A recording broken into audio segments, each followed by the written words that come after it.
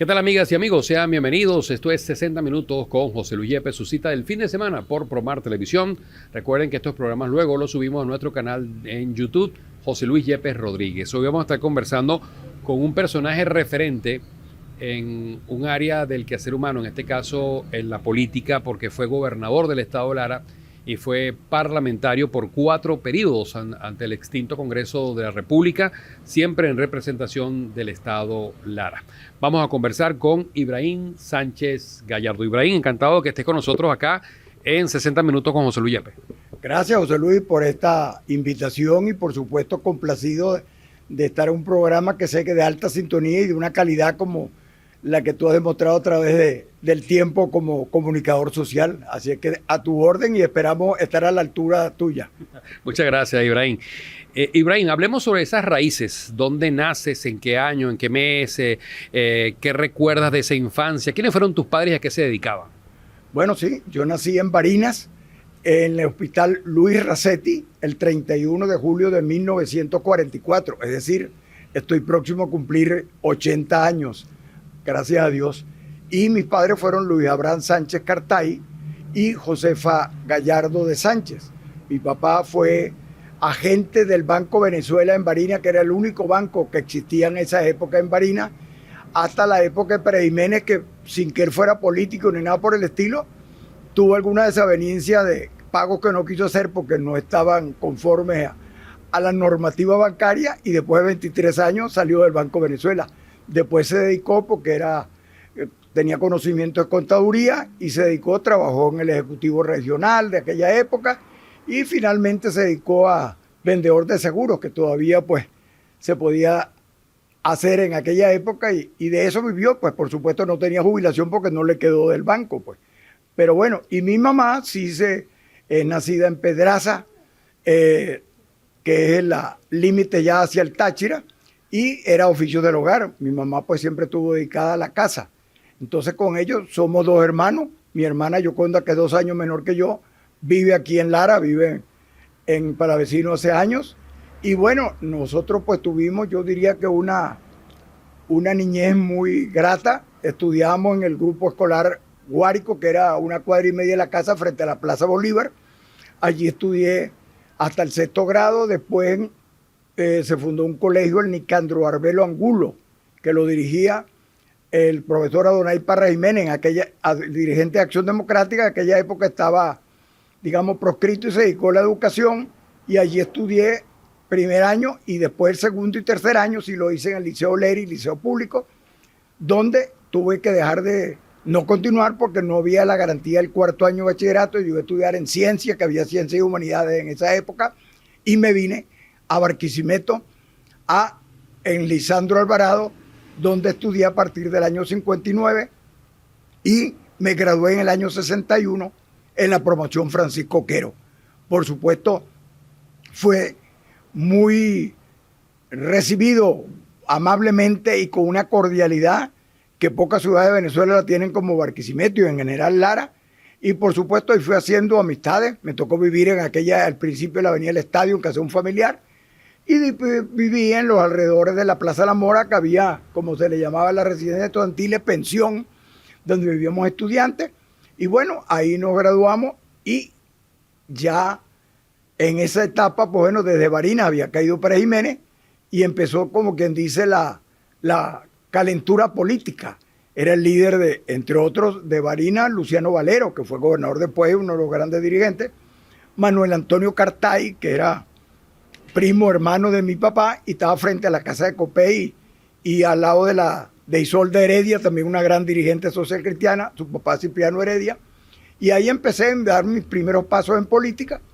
Y aquí cuando llegué al liceo, pues por supuesto empecé a reunirme ya con gente y a conocer gente vinculada a la Juventud Revolucionaria Copellana, la JRC, y de la cual me incorporé y por supuesto empezamos esta lucha.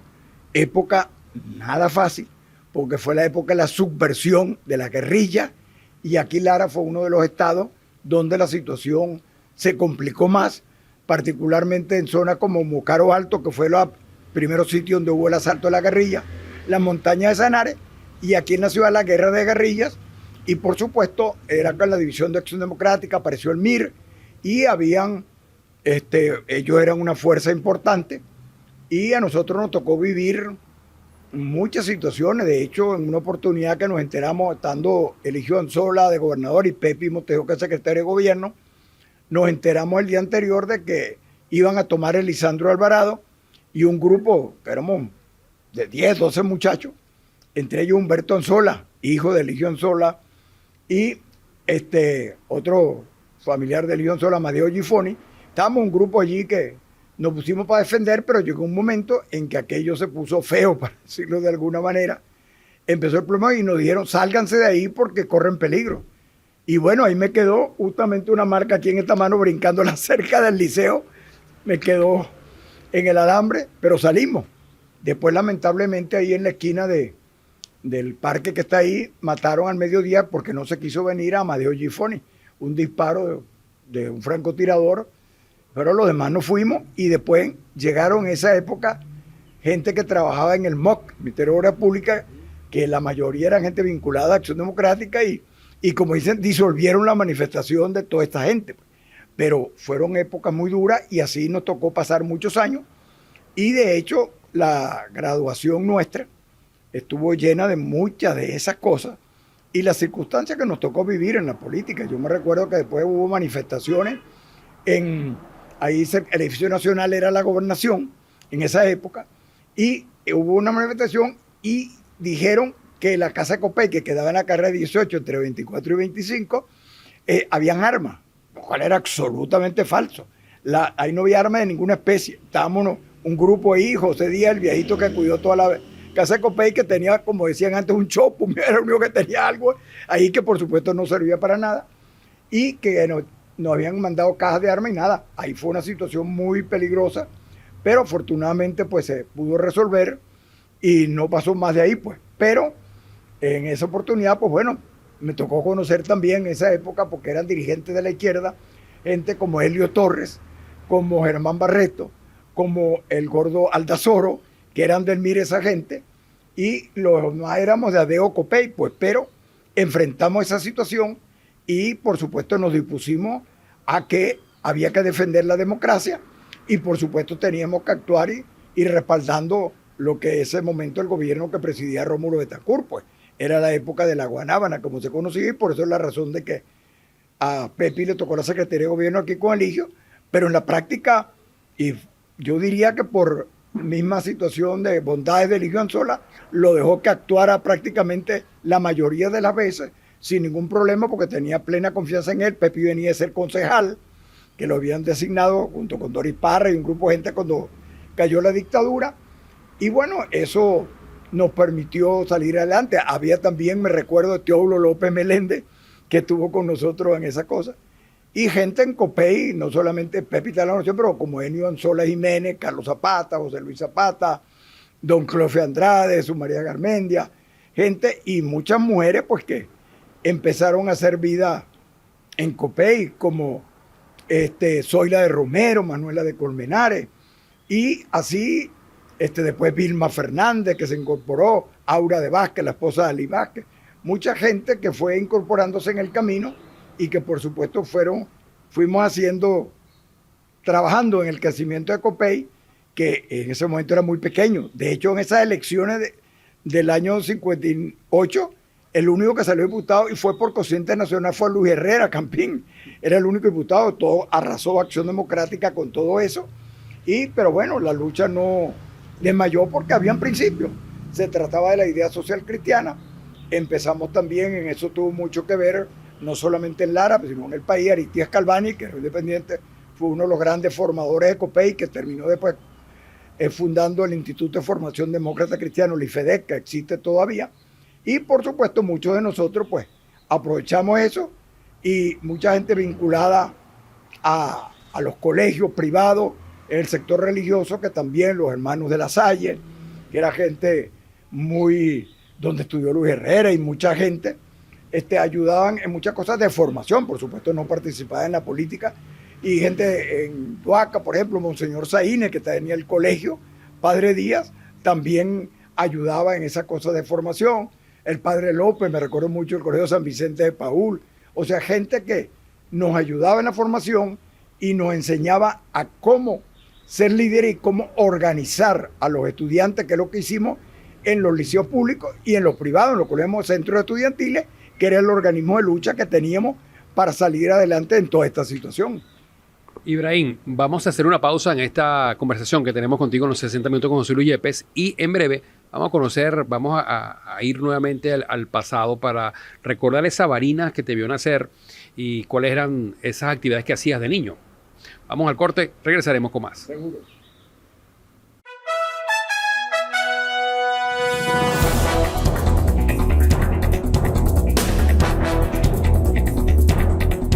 Continuamos en 60 minutos con José Luis Yepes por Promar Televisión, hoy conversando con Ibrahim Sánchez Gallardo. Ibrahim, nos hiciste en el anterior segmento un repaso bastante interesante sobre lo que fue desde tus inicios, digamos, en la vida, hasta tus inicios también como dirigente político, como luchador social. Pero rescatemos un poco ese Ibrahim de niño, en tu hogar que eras tú y tu hermana, ¿no? Sí. ¿Cuáles eran esos juegos que le gustaba hacer a Ibrahim? ¿Cómo era la Barinas? ¿En qué parte de Barinas te la pasabas? Bueno, yo vivía en la Avenida Libertad, fue la casa de la familia toda la vida, a 2 cuadras de la Plaza Bolívar, de la Catedral, y el grupo escolar Estado Guárico, que donde estudié toda la primaria, y el Liceo Leri quedaba un poquito más allá, pues. O sea, en esos alrededores nos desenvolvíamos. Barinas, por supuesto, era un pueblo muy pequeño, no había mayores cosas, y el vehículo más utilizado era la bicicleta, como los quiboreños, en la bicicleta, y el sueño de niño era tener una bicicleta. Por supuesto, había alguien que trabajaba en la casa y que me enseñó a montar bicicleta y salíamos a pasear por la avenida que hizo Pérez Jiménez en esa época y se llamaba 2 de diciembre. Hoy en día se llama 23 de enero después que se retornó la democracia al país. Entonces me gustaba, como me sigue gustando y es mi deporte favorito, el béisbol. Eso sí, no era precisamente de los mejores jugadores, pero me gustaba en la Carolina, en el estadio de la Carolina, que hoy en día es el estadio que existe para fútbol y para béisbol, pero era antes de puro, no había fútbol en esa época, sino béisbol. Mi papá le gustaba mucho, incluso hacía de umpire muchas oportunidades porque era su deporte favorito. Mi vecino, que era José Elías Cordero, hermano de un dirigente del Partido Comunista que lo persiguió la dictadura, el negro Cordero, Cordero Yusti, que vivió aquí en Lara, fue presidente del Colegio de Abogados y era pues nuestro vecino, pues, y que muchas veces tenía que esconderse frente a las camionetas de la Seguridad Nacional. La Seguridad Nacional, me recuerdo mucho, quedaba en aquella época al lado del Liceo Leri, y recuerdo también que se oían muchas veces cuando estaban torturando a la gente, que le ponían los que contaban después, los que estuvieron presos, en paneles de hielo y también bombillos de muy alto voltaje para encandilar durante toda la noche, y estaba ahí la Seguridad Nacional. Esas cosas, me gustaba el béisbol, también había algo, pues digamos, los domingos, ir a la retreta, que era ahí frente a la gobernación, frente a la Plaza Bolívar, que era a las 6 de la tarde, a bajar la bandera, y bueno, pues tocaban allí, y de esas cosas de la vida. ¿Sabes quién era el director de la banda? El padre, el señor Zurita, que era el padre del jefe de la Seguridad Nacional. 2 contrastes totalmente, el señor Zurita, nada que ver, y el hijo terminó, después que cayó Pérez Jiménez, lo habían cambiado por tantas barbaridades que hizo en Barinas y muertes y todo, en Maturín, la gente lo ahorcó. Bueno, el señor Zurita era todo lo que era un señor y era el director de la banda. Entonces íbamos los domingos a ver la banda. Por supuesto, en esa época, en la maestra se celebraba el carnaval, habían las carrozas y salíamos, el propio grupo escolar sacaba sus reinas, íbamos a recoger caramelos, los niños. En esa época celebraban la Semana de la Patria de Pérez Jiménez, hacían unos desfiles, uno salía a ver estas cosas y por supuesto sí me recuerdo mucho de esas cosas. Yo creo que ahí me empezó a despertar la política, diría yo. Estaba donde un tío mío que vivía a una cuadra también, y nos le gustaban jugar barajas, y había mucha gente que traía en la petrolera y jugaban barajas y ese tipo de cosas. Y de pronto estaba ahí uno de los que iba, era el jefe de la circunscripción militar, el que era circunscripción, el capitán Sánchez, del mismo apellido mío, le gustaba y jugaba ahí. Y de pronto, el 1 de enero, ya después de mediodía que apareció la gente y fuimos para allá y tal, de Año Nuevo, pronto empezaron a pasar los aviones. ¿Qué es eso? ¿Qué es eso? Y tal. Entonces, claro, el capitán Sánchez pronto dijo, no, eso como que son aviones militares. Era el lanzamiento de Hugo Trejo, que empezó el 1 de enero. Y por supuesto vimos eso. Después, en los días posteriores, ya empezaron los rumores, aunque uno de niño oía las cosas que se decían, hasta que llegó el 23 de enero. Y ahí, bueno, en la noche ya la gente, los que estaban en eso, tenían edad para eso y por supuesto dedicados a la política, entonces dijeron, sí, cayó, se fue la vaca sagrada, se fue Pérez Jiménez, en la época, y entonces empezó a salir la gente a la calle y ahí pasaron muchísimas cosas, a casa de jerarcas prejimenistas que la gente fue y las desvalijó y sacó, y bueno, hasta que pusieron el orden, pues esa cosa.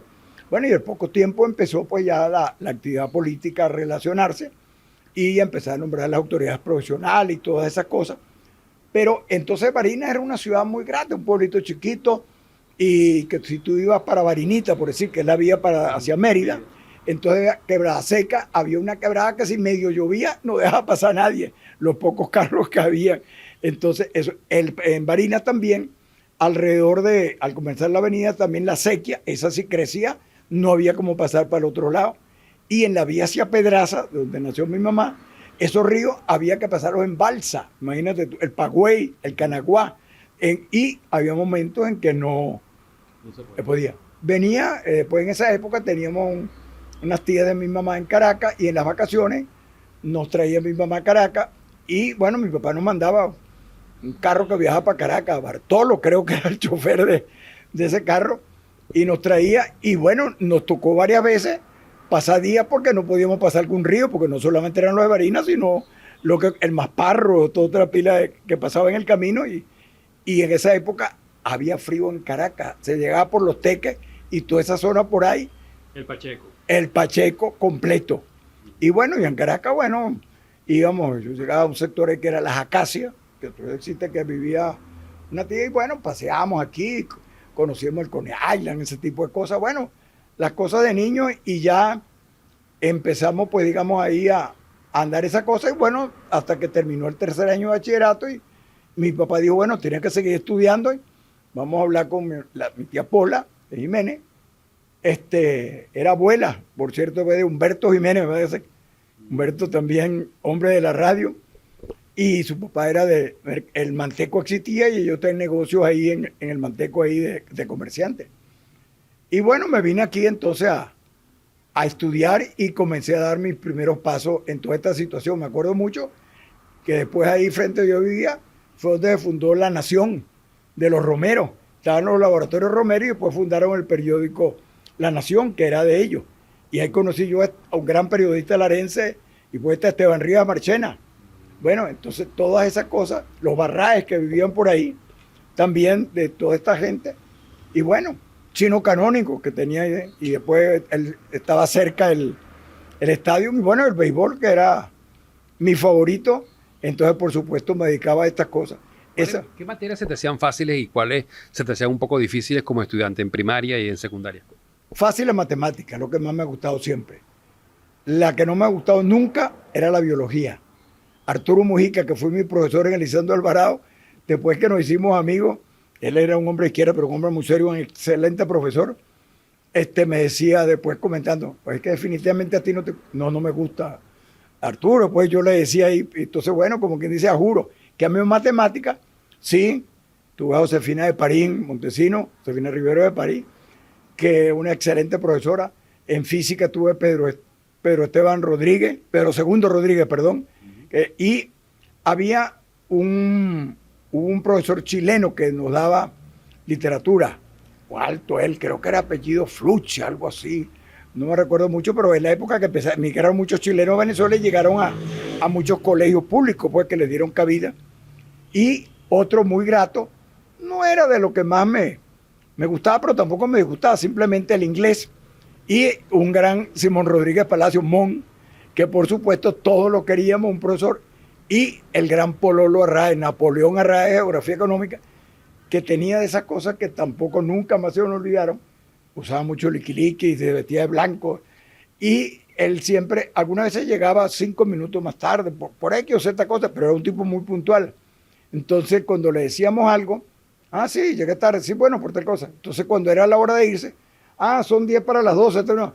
Bueno, los que protestaron fueron fulano y fulano, sale más tarde, los demás salgan. Entonces nos dejaba allí el tiempo que él había llegado tarde. Pero bueno, y gran serenatero con Chichito Rosales, que estudiaba, pero estudiaba humanidades, amigo mío también, los Rosales, y Pololo pues salía, pero igualito podía estar en una noche de parranda, de cosas, pero a las 8 de la mañana, a la hora que le tocaba, estaba puntual en su clase y fue un tipo ejemplar.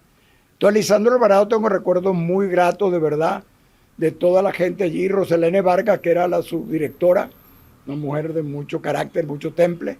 Bueno, pues Francisco Quero, que fue su director. Además era un liceo muy emblemático, ¿no? Tenía todo lo que era tradición, o sea, su elección de madrina, sus fiestas, ¿no? Todo eso. Y estaba cerquita del Costa Rica, que era el grupo, el otro también emblemático, Arquímedes, del comedor escolar que estaba al lado. Ahí yo empecé a conocer a Carlos Zapata. Carlos Zapata, Escalona médico, trabajaba ahí en ese comedor escolar. Gran médico y que además después fue gobernador del estado y rector de la UCLA. Sí, señor, gobernador y rector y excelente, además un internista de primera línea, un hombre que Lara, diría yo que le debe mucho a él y por supuesto nosotros en Copey. Y un ejemplo y su familia, una familia larguísima, 12 muchachos con Rafaelina y por supuesto bien creados y todos en sus profesiones. Y hermano de José Luis Zapata, que fue también ministro, ¿no? Claro, José Luis también, gran abogado, ejercicio de abogado, fue ministro y diputado, fue jefe de la fracción parlamentaria de Copey, gran amigo, casado con Imelda de Zapata y Imelda Maldonado, vivían en Bararida, tenía un Volkswagen, me acuerdo que en esa época los Volkswagen, que era el carro económico, y José Luis era de esos que medía cuánta gasolina gastaba y cuánto aceite para ver, bueno, pero era un tipo muy juicioso y de primera línea, pues. Y por ahí cerca también iba mucho que vivía Emilita Pérez. Emilia de Pérez, que fue una gran, tenía una finquita en Guarico, su esposo, y ella fue de las mujeres luchadoras junto con, como dije ahora, con Vilma Fernández y otras. Aquí, y uno en Bararida, y Pepi vivió en Bararida también. O sea que Bararida, pues, mucha gente. Don Clofe Andrade vivió en la Concordia, detrás del mercado. ¿Ha vivido Don Clofe Andrade? Porque, bueno, eran las pocas cosas que habían. Fue la democracia la que empezó a hacer después todas esas urbanizaciones, tanto populares como para la clase media. Y bueno, vamos a seguir conversando con Ibrahim Sánchez Gallardo en 60 minutos con José Luis Yepes. Esto está muy interesante, no se parte de nuestra sintonía.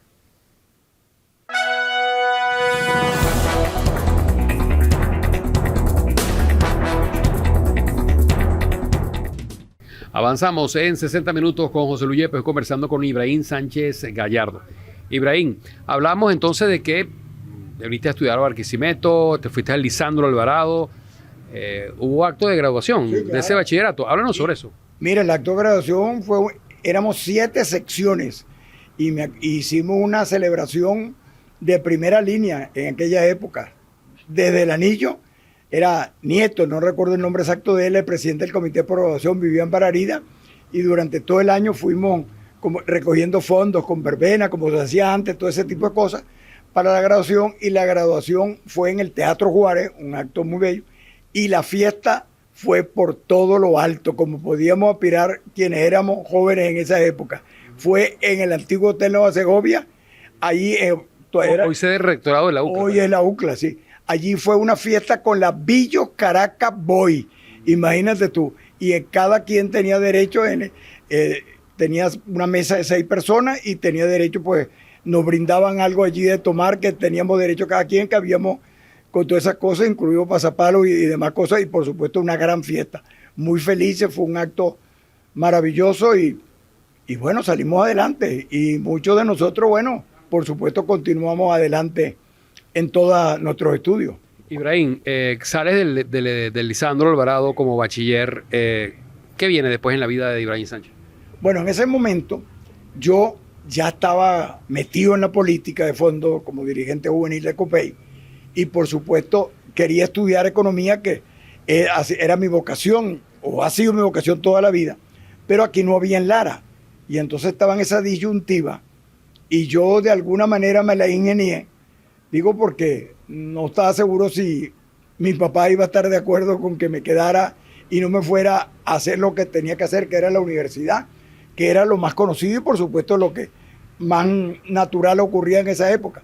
Estaba el pedagógico con pocos años fundado en Barquisimeto y yo decidí, no, yo voy a estudiar en el pedagógico. ¿Y qué voy a estudiar? Matemáticas, porque era lo que me gustaba. Y de hecho me inscribí en el pedagógico, estaba ahí al lado del hospital, al final de la Vargas, era el edificio del pedagógico, y por supuesto empecé allí, pues. Entonces, claro, como no era lo que más, entre muchas veces, algunas veces faltaba por tener actividad política, otro hacía actividad, los mismos profesores, algunos decían, mira, ¿qué pasa aquí? Porque no era una actividad en ese sitio, era más propicia en los liceos que en esos sitios, en esa época. Y entonces después, yo que pasó el tiempo, bueno, como era, yo cuando ya iba a terminar el primer año, yo dije, esto no me gusta definitivamente. ¿Por qué no me gustaba? Porque, tengo que confesarlo, yo no tengo la paciencia para ser docente. Para ser docente no solamente hay que tener los conocimientos necesarios de lo que vas a intuir porque vas a educar, sino también, por supuesto, la paciencia para lidiar con lo que te toca como profesor, pues. Y entonces dije, no, yo no sigo en esto, porque no voy a resultar en esto ni voy a terminar esto. Entonces, bueno, decidí, ya lo que quedaba de este año eran las elecciones, que terminó ganando Leoni, y entonces dije, bueno, después me voy, y efectivamente seguí, ese año lo terminé, y cuando vino dije, bueno, sí, ya, entonces me voy a Caracas a estudiar, y me fui a Caracas a estudiar mi economía, pues ya no tenía sentido en ese momento, además nosotros no habíamos ganado, habíamos perdido las elecciones, no había ni siquiera algo, digamos, de qué salir adelante, entonces la lucha la podía seguir allá igual, y me fui a Caracas para estudiar, bueno, en la Universidad Central de Venezuela, donde me gradué justamente economista en el año 1970, en la promoción Pedro Esteban Mejía, también una promoción en una época también difícil. En esa época era pleno gobierno de Caldera, y era una época donde la izquierda tenía prácticamente el control de la Universidad Central, y la mayoría de la gente que estaba allí, los centros estudiantiles, la autoridad universitaria, de hecho la encabezaba el rector Bianco, Jesús María Bianco, y entonces eso hizo muy difícil aquella situación, y bueno, pero me metí allí, y un grupo de amigos nos metimos y le echamos pichón, pues, como se dice en criollo, a estudiar la economía, y bueno, salimos adelante. Entonces, bueno, nos graduamos en el 70, que tiene un hecho también importante. Esa promoción nuestra, nosotros nos graduamos en julio, pero no se pudo hacer sino en septiembre, producto de los conflictos que habían. Y entonces, nosotros hablamos con la gente de la izquierda en ese momento, entre otros, Carlos Blanco, que en esa época era de la izquierda, pero él era una promoción antes que la nuestra. Pero hablamos con Antonio Paiva, gran amigo mío hoy en día, que fue de los famosos aguiluchos que asaltaron un avión de Aeropostal y se lo dieron para Curazao. Hoy en día Paiva es uno de los más acérrimos críticos de la actual situación de Venezuela y de su gobierno, y es un gran economista, pues es docente universitario. Le dijimos, Paiva, mira, en este momento nosotros estamos en el gobierno, Caldera es el presidente, y yo de hecho estaba trabajando ya en Miraflores, era asistente de Eduardo Fernández y Luis Alberto Machado, asistente, entonces estaba trabajando allá. Mira, yo creo que es bueno que hagamos, porque esto se está complicando en la universidad, y si este acto no se hace, ustedes no van a tener título, ¿y cómo van a trabajar? Entonces mejor que hagamos este acto, nos pongamos de acuerdo y lo hacemos. Los convencimos y se hizo en septiembre. De hecho, aquel acto en la aula magna, José Luis, fue terrible. Allí Oscar Carpio, el decano de arquitectura, y allí por supuesto habíamos de todo, en mayoría de izquierda, tiraron tomates y todo, pero el acto se hizo y entregaron los títulos, pues. Y entonces, pero eso fue en ese, y última promoción, a los pocos días, se reformó la ley de universidades y fue intervenida a allanar la Universidad Central porque la situación ha sido demasiado grave desde el punto de vista político. Ibrahim, ¿cuál fue tu primer cargo político? ¿Cómo fue tu inicio en la política ya formalmente? Yo recuerdo que la primera vez que te vi en compañía de Luis Herrera Campins, y allí hubo una relación de amistad muy, muy estrecha también, ¿no? Toda la vida. Sí, yo empecé aquí.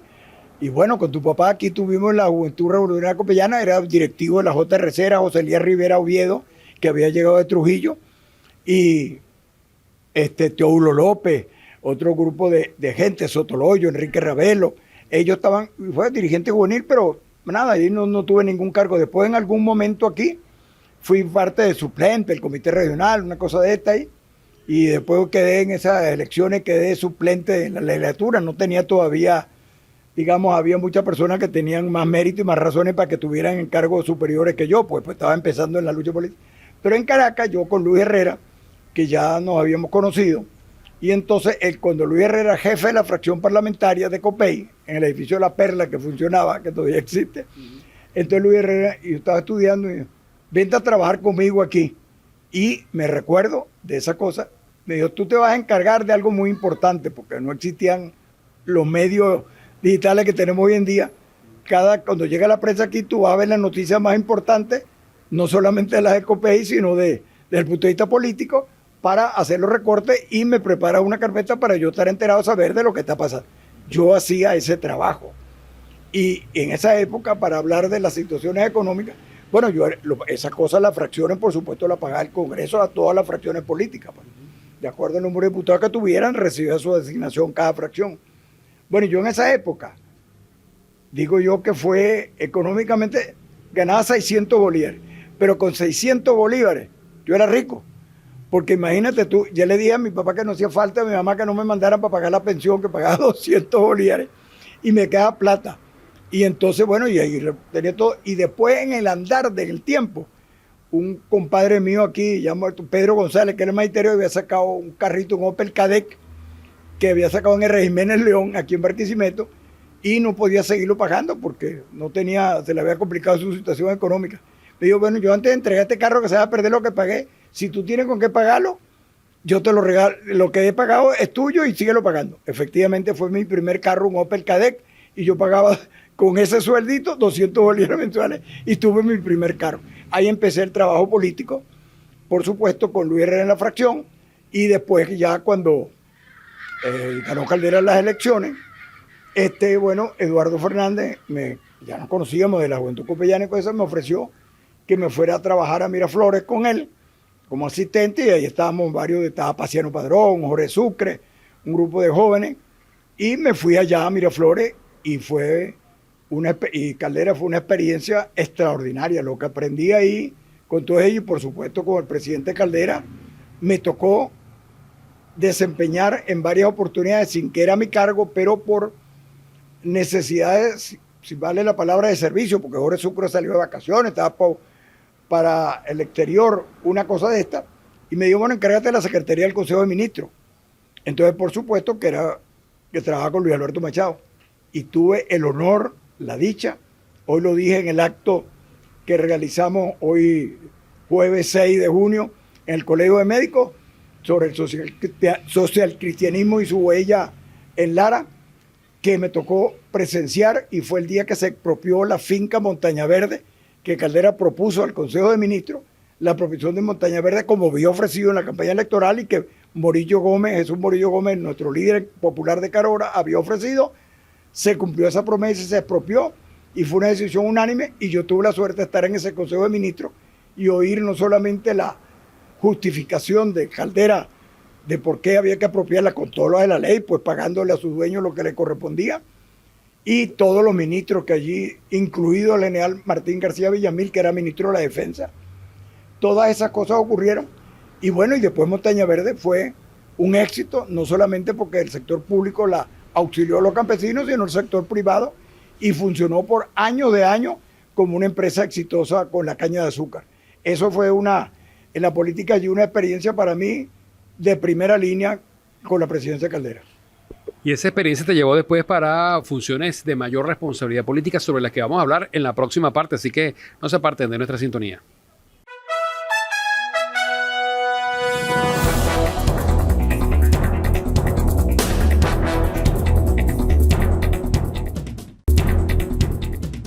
Estamos en 60 minutos con José Luis Yepes por Promar Televisión, conversando con Ibrahim Sánchez Gallardo.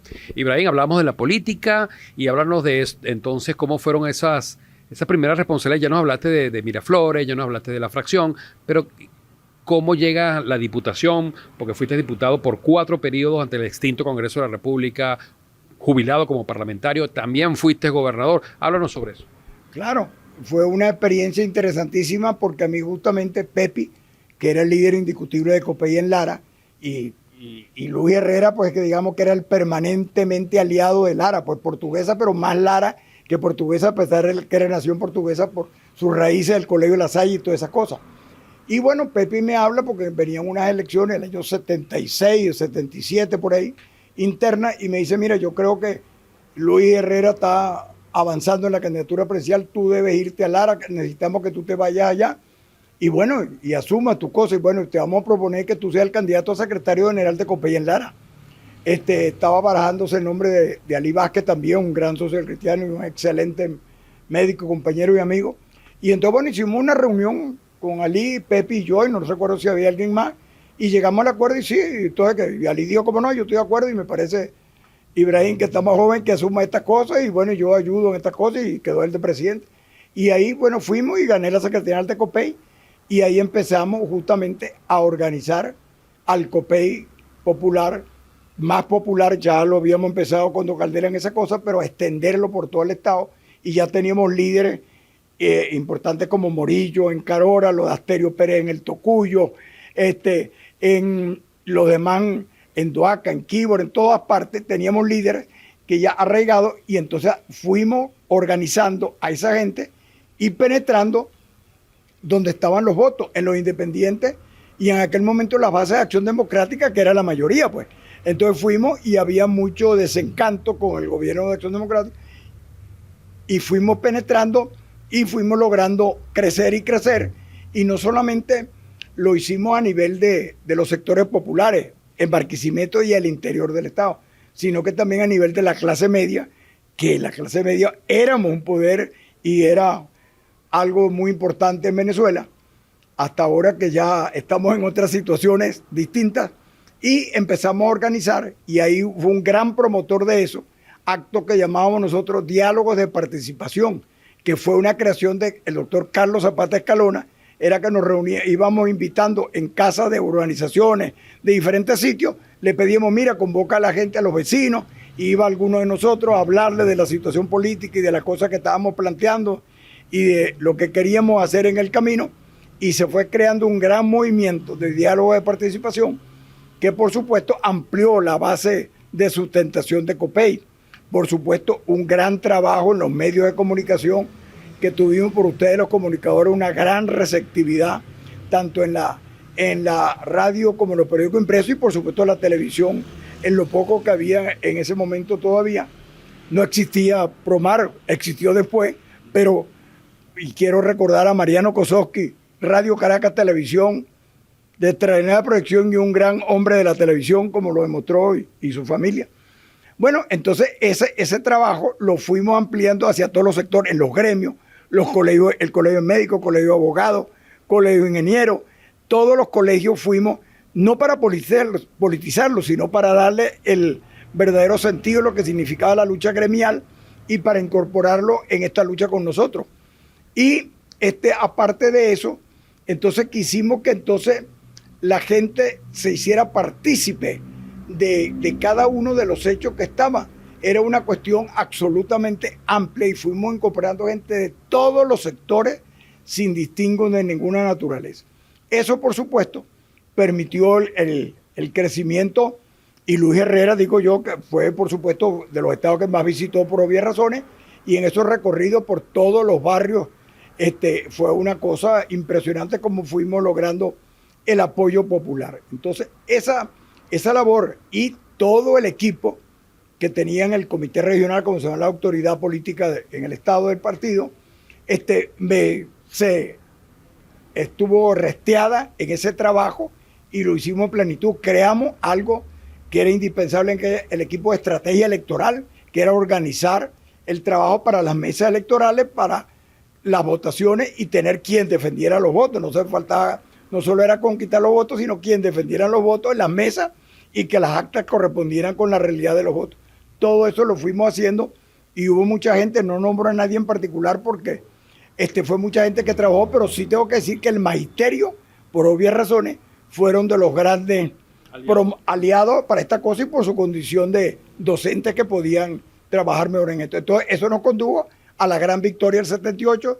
Obtuvimos 6 diputados, lo que sabe yo, y el Senado con Pepi, y después en las elecciones municipales y legislatura arrasamos. Fue un triunfo contundente en todo el estado Lara y fue una victoria de verdad popular de primera línea. Muy trabajada. Ahora, Ibrahim, ¿cómo llega a la designación de gobernador? Bueno, ya cuando ganamos las elecciones, Luis Herrera, en esa época se designaban los gobernadores por el presidente de la República, no había elección popular todavía, y él escogió, y me parece que fue lo lógico, a Carlos Zapata, no solamente era su amigo, sino que tenía credenciales suficientes para que asumiera eso, y en esa primera etapa de esta transición, Carlos era un hombre indicado y que podía, digamos, tener a todos alrededor de él, empezando, yo por supuesto estaba 100% de acuerdo y darle apoyo por esa gestión. Ya él estuvo casi 3 años, 2 años y medio. Ya a principios del 82, ya en diciembre de ese año, Luis Herrera me dijo, mira, prepárate, pues yo creo que en algún momento ya tú vas a tener que asumir la gobernación. Carlos ya quiere, y yo creo que además Carlos debe irse a otra cosa. ¿Y a qué le digo yo? A la universidad. Entonces, bueno, efectivamente, a principios del 82 me llama y me dice, vente para acá, vamos a hablar. Entonces me fui, yo no sabía para qué era. Bueno, me dijo, bueno, mira, yo decidí que tú seas el gobernador del estado y entonces estos términos, y Carlos vamos después a nombrar rector de la UCLA y tal. Bueno, entonces prepara tu equipo y tal, y todas estas cosas. Y por supuesto me vine y me decían, y tuve hasta el 83, renuncié hasta el momento que la Constitución decía en ese momento, que la respetábamos, de que no podía ser candidato a diputado otra vez si estaba en el ejercicio de la gobernación. Entonces renuncié para ser candidato a diputado en la elección del 83 y es cuando designa a Numan Suárez para el final del periodo. Yo me siento satisfecho, no por el hecho de ser gobernador, eso es un cargo accidental y pueden tocarle o no a uno, es por haber servido al Estado Lara. Hicimos una labor en todo el Estado, en todos los sectores, continué lo de Carlos y hicimos en los sectores populares, en la parte deportiva, hicimos aquí lo mejor de lo mejor, esa actividad en el campo, en llevarle la electricidad a los rincones más apartados, porque existía en el bar, que era la empresa, y existía Cadafe en esa época, y por supuesto pudimos llevar agua a muchos de los acueductos rurales, que también eran viviendas rurales. El INAVI hizo aquí cualquier cantidad de urbanizaciones populares. Fundalara, que fue, no solo hizo para la clase media y para todos los niveles, construyó y fue un éxito. Eso se inició bajo Pépico Alejandro Dapo como presidente de Fundalara y eso continuó con una labor maravillosa. O sea que me siento contento de haber aportado al Estado Lara todas estas cosas. Un honor, la cromoestructura radial de la Trinitaria con Cruz 10 me tocó a mí. Luis Herrera me dijo, vamos a dejarle algo a Barquisimeto para siempre y para que tú veas lo que era el dinero en esa época. Con 2 millones de bolívares se hizo esa obra, vino Cruz 10, la hizo y se montó, y bueno, y ahí existe y es un referente de Barquisimeto. Así es, ya es un ícono de la ciudad. Así es. Ibrahim, ¿cuántos hijos? ¿Y a qué se dedicaron? 3. Carlos Luis, que es el mayor, ingeniero industrial. Lauren Cecilia, arquitecto. E Ibrahim Alejandro, ingeniero de producción animal, una especie de veterinario, porque él siempre le gustó el campo y de hecho está dedicado hoy en día a esas cosas. Ibrahim, ya a esta edad, ¿qué crees tú que agarraste de rasgo de tu mamá y qué rasgos de tu padre? Yo diría que de mi mamá, el aprender a compartir con la gente, a ser muy dado con la gente. Mi mamá era así. Y eso es de las cosas que siempre, a pesar de que me tocó salir a los 14 años de la casa, porque me vine a estudiar aquí, pero eso siempre con mi mamá lo tuve presente. Pues. Y mi papá, a pesar de que era un hombre muy serio, bueno, ya te dije que había sido gente del Banco de Venezuela, era un hombre muy serio. Sus únicos vicios eran tomar café y fumar cigarrillos y jugar gallos. Le encantaban los gallos de pelea, pero era un hombre muy recto y la gente hablaba de don Luis Abraham, se llama Luis Abraham Sánchez. Y entonces, bueno, esa responsabilidad y me decía, mira hijo, hay que ser honesto en la vida. Acuérdese que el que se coge medio, más también. Eso nunca se me olvidó más. Y otra, como él sabía que me gustaba la matemática, y eso yo pronto decía, 4 por 8, 32. Mire, eso no es así. Agarra el lápiz y papel, agarra el mongol, que era el de la época, y lo escribe. Porque la cabeza le puede dar otra vuelta. Escríbalo y lo saca como es. Eso más nunca se me olvidó. Y mi papá, pues un hombre que por supuesto lo admiré y mi mamá, bueno, ni hablar pues. Un paisaje que de vez en cuando te viene a la mente, que es recurrente. Mira, yo como dije Barquisimeto, aquí los crepúsculos de Barquisimeto es de las cosas, y yo diría que al lado de los crepúsculos, el Valle del Turbio, sin duda alguna. Son cosas que en el acto te recuerdan a Barquisimeto. Y estos tiempos, pues. Un personaje no familiar que admire. Rómulo Betancourt. Ciudad o país al que ya conociste, pero que quisieras volver. España. Cuando te digo Barinas, ¿qué es lo primero que te viene a la mente?